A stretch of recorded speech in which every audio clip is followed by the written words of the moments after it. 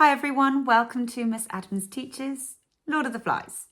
In this video, we're going to be having a little look at the character of Piggy and how Golding presents him. We'll also be thinking about why Golding created a character like Piggy and what he represents. Get your flashcards ready because there are going to be loads of really useful quotes and some contextual discussion to help you with AO3 as well.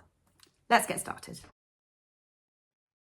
Okay, so why did Golding put a character like Piggy on the island? Well, one way that you can interpret Piggy's presence is that he's there as a symbol of logic, of reason and wisdom, and to a degree innovation as well. He is certainly a tie to the kind of rationality of civilization. So he works in stark contrast to the sort of impulsive wildness of the tribe as kind of the savagery increases on the island. But he's also, without doubt, one of the victims of the novel. So is he there to make a comment about what it is to be a victim, that people who are different, that people who are outsiders are punished for their inability to conform with what the power is saying is the kind of right way? Or are, characters like Piggy there as scapegoats, demonstrating the kind of cruelty of dictatorial leaders and the way they rule through fear and violence? Piggy is a victim of that kind of rule. So those will be the kind of ideas that we'll be looking at as we go through the novel. Let's look at our first impressions. Always a really good place to start. So this is the first reference we have to Piggy. Hi, it said, wait a minute, the voice said. I got caught up. The voice spoke again. The fat boy looked startled. So these are just 4 little quotes I've picked up from the first couple of pages. And what I want to draw your attention to is the fact that the first reference to him, he's described using the pronoun it rather than he. We still don't get a sense of who he is here. It's simply the voice. So there's a kind of real disassociation with him as a little boy, as a character. And then eventually when we get details, it's his otherness that is signposted to us, the fat boy. Now, the fact is that we don't even know what Piggy's name is. He is simply Piggy, a name that was given to him as a form of bullying at his old school. So we are really being told right from word go that he is an outsider, that he is different, and that he is lower in status. You get this it's a quite sad little moment where, he's talking with Ralph, and he asks Ralph his name, and then Golding writes, the fat boy waited to be asked his name in turn, but this proffer of acquaintance was not made. So you can see power dynamics wise, he is the lesser. And then actually look at the way that Golding introduces Ralph in stark contrast. Ralph gets called the boy with fair hair, lowered him down the last few feet of rocks. This is the very opening of the book. Ralph gets to be the fair boy straight away. So we're being signposted that he is attractive, that there is something light and bright about him. So massive difference. Golding is pointing out to us that he's going to be an outsider from the beginning. And let's look at this notion of him being an outsider in more detail. This is Piggy's own statement. That's right, can't catch my breath. I was the only boy in our school what had asthma, said the fat boy with a touch of pride. And I've been wearing specs since I was 3. So these are certain things that highlight him as different. So only person that has asthma, and the fact that he's been wearing spectacles. Golding is kind of toying with some kind of stereotypical cliches about victims in school and victims of bullying. But what we do see from Piggy here is him trying to sort of almost own the things that make him different. It obviously doesn't work because it's not just Ralph that sort of mistreats him at the beginning. There's almost an automatic perception from the boys that they are a group and Piggy is on the outside of that. And I think this metaphor is really good, really useful. The boys were a closed circuit of sympathy with Piggy outside. So you've got this notion of like commonality between the boys, and then there's Piggy. And that doesn't change. This third quote is still chapter 4. This idea that Piggy was an outsider, not only by accent, so there's a class differentiation there as well, but by fat and asthma and specs and a certain disinclination for manual labour. So this kind of listing of all of the reasons that he doesn't kind of fit into their like worldview. Now, you can tie this to context so easily. I often find when I'm reading Lord of the Flies essays is that people kind of mismatch context, and you go in with like the really powerful stuff, but in the wrong place.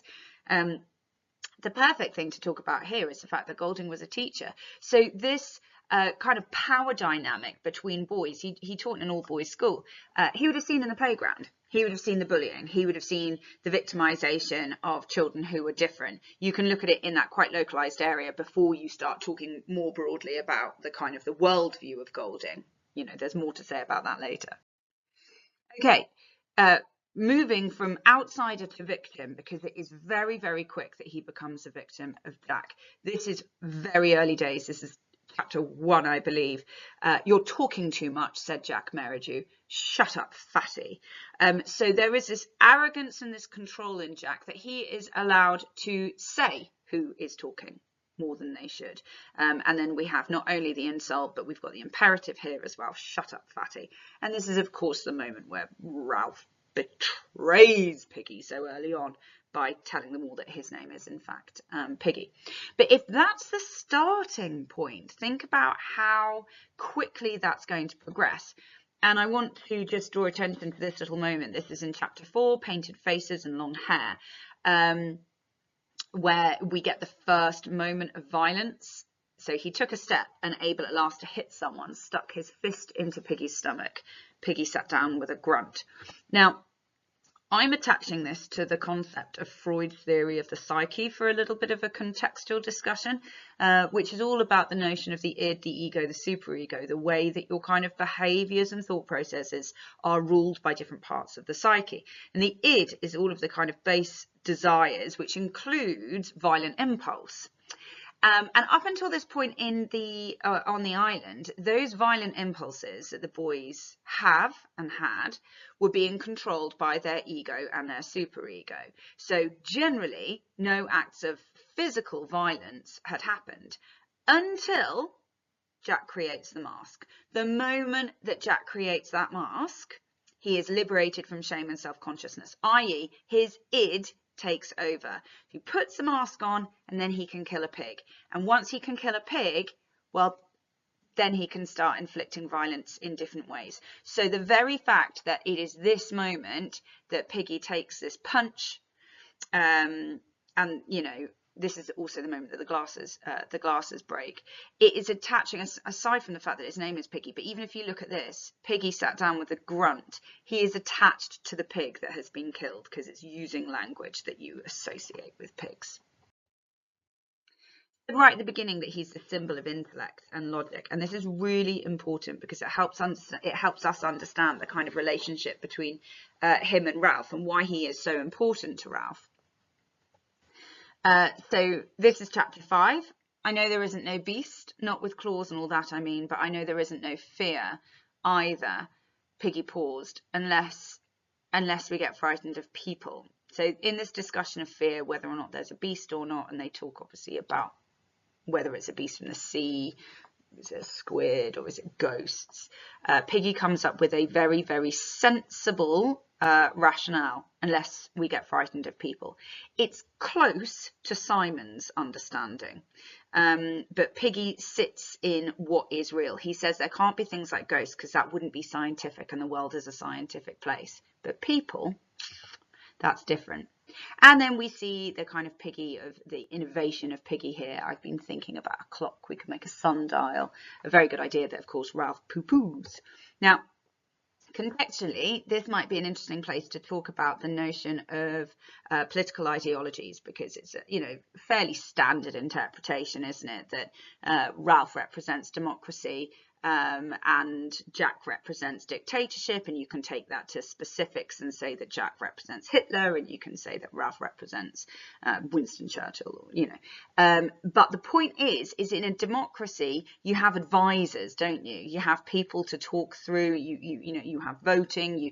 It is a much more open kind of narrative, and that's the role that Piggy ends up taking. That logic and that intellect and that wisdom he uses to support for Ralph. Sometimes he uses it to credit Ralph with ideas that aren't his, bless his little heart.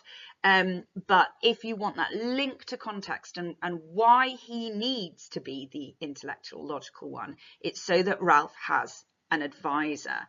And of course, it's also tying back to the notion of civilization, like I said before. Okay, so that's all very lovely, isn't it? I'm saying all these good things about Piggy.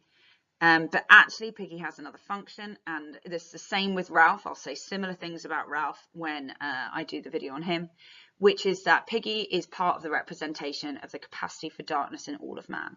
Golding felt very strongly that no man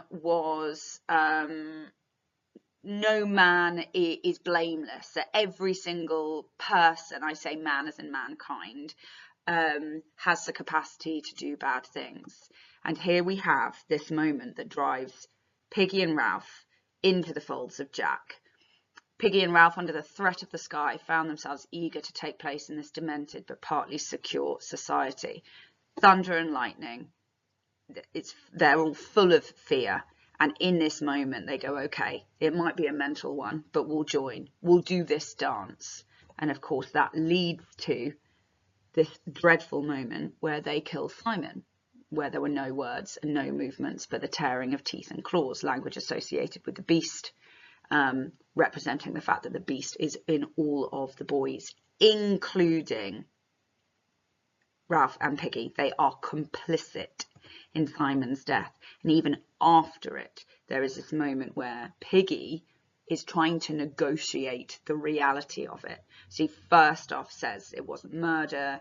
There is a sense of denial. He manages to actually convince Ralph to take part in an active denial that they were really even there. But, you know, coming in the dark, he had no business crawling like that out of the dark. He was batty. He asked for it, then gesticulated widely again, sense of panic. It was an accident. So again, you've got this idea of him trying to make his complicity in Simon's death less enormous for him. But this really is the place to start talking about Golding's experiences and why he had this viewpoint that no man could escape that kind of dark part of their soul. And it's because of his experiences in World War II. I'm sure you will have read that he took part in some, well, obviously he was a naval officer, so of course he took part in various kind of bombings and such. But on one occasion, he shelled a town and found that it was full of civilians. When he went on shore, he realised that he had killed zillions of innocent people. Zillions, sorry, that was way too hyperbolic, but he had killed innocent people. And, it made him realise, he's supposedly fighting for the good guys. That's what he's been told, that he's one of the good guys. But he's like, well, I've just committed an atrocity. And it led him to really kind of consider the idea that there is no good side, bad side. We're all capable of atrocities. And he talked about the idea of the dreadful Nazi experimentation on children. But he said the people that were doing that were doctors who were well educated, that they were people that ended up doing atrocious things. And so he chooses to have Piggy, who is otherwise a good guy, commit this dreadful act to point out that all people can be complicit in darkness. It's very depressing. And talking of depressing, let's talk about Piggy's death. This is such a massive moment because, yes, of course, there have been two deaths previously. There's the Mulberry birthmark, which was a complete accident. And then there's Simon's death, which was born of confusion and chaos. It wasn't intentional. This is the first intentional death. Roger obviously carries this out. Moments before this description takes place, we get this kind of view from Roger's perspective in third person limited, where he sees Piggy as nothing more than a bag of fat, which reminds us of the early descriptions of the pigs when they brutally murder the pig, torture the pig. So it's a real sign of what's about to happen, that Piggy too is going to be killed. But the one thing I haven't really spoken about is Piggy's connection with the conch.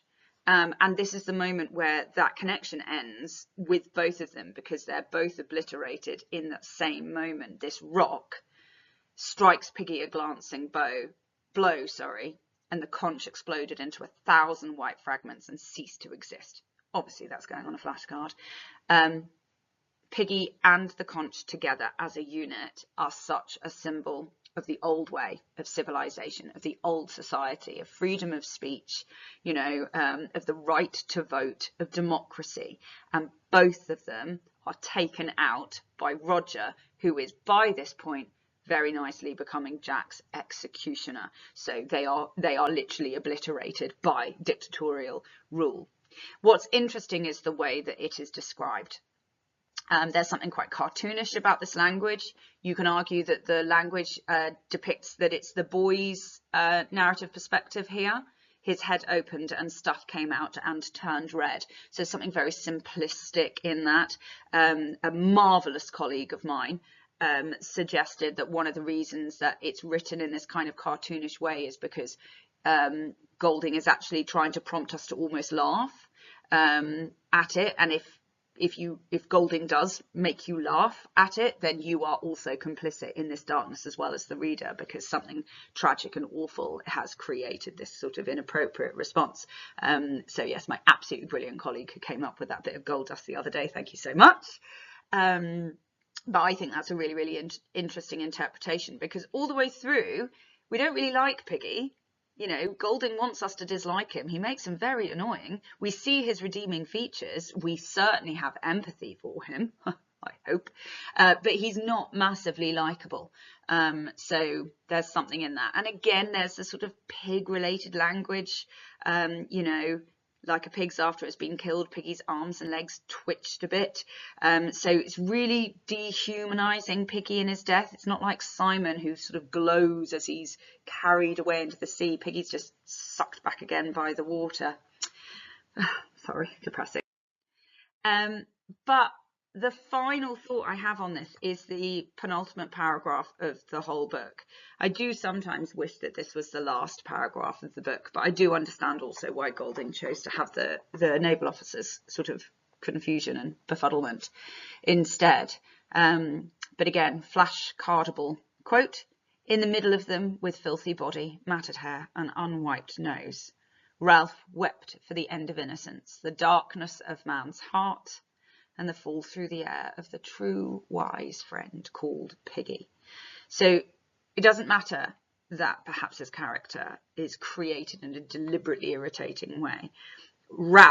Golding has Ralph at the end of the novel truly understand who he was and what he provided, that he was a true friend, that he was full of wisdom, and that's worth grieving.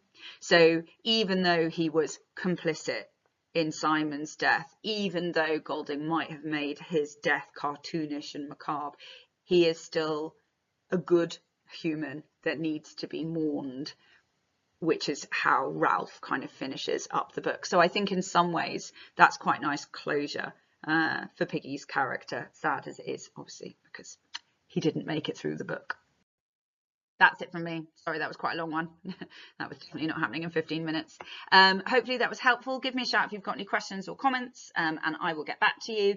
Do keep your eyes peeled for other videos coming your way across literature text and more Lord of the Flies kind of theme-based ones as well as character. Okay, thanks again for watching. Happy revising.